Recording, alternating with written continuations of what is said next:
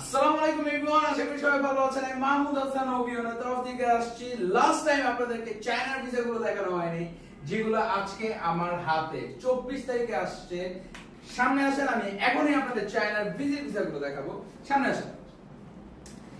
Issue date 24 তারিখে, একটু দূর থেকে দেখাচ্ছি। এটার কারণটা হচ্ছে, আমরা যদি টিকটকে এইসব ভিসাগুলো দেই, আপনারা টিকটক ব্যান করে দেবে। তো আপনার অফিসে আসবেন, তারপর আমি একটু দেখি যদি ব্যান না হয়।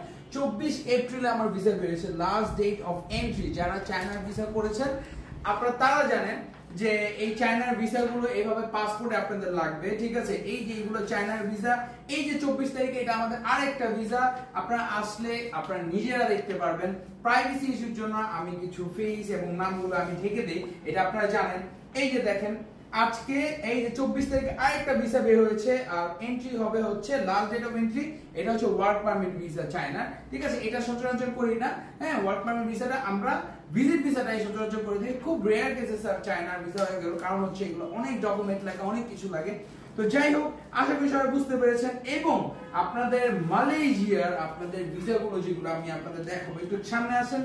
এই যে দেখেন মালয়েশিয়ার ভিসা ইস্যু ডেট 9 তারিখে, এপ্রিল 9 তারিখে করেছি। আপনার এগুলো সবগুলো দেখেন। এই যে ইস্যু ডেট 9 তারিখে, আপনার ভিসা এক্সপায়ার হবে হচ্ছে 9/10, মানে হচ্ছে আপনার 10-এ কি পড়ে, আপনার অক্টোবরের দিকে আপনার এই ভিসা এক্সপায়ার হবে, ঠিক আছে। এই যে এইগুলো সব হচ্ছে আপনার এপ্রিলে এই মাসে ভিসা বের করা। আমরা তো এতগুলো ভিসা তো একবারে দেখানো পসিবল না।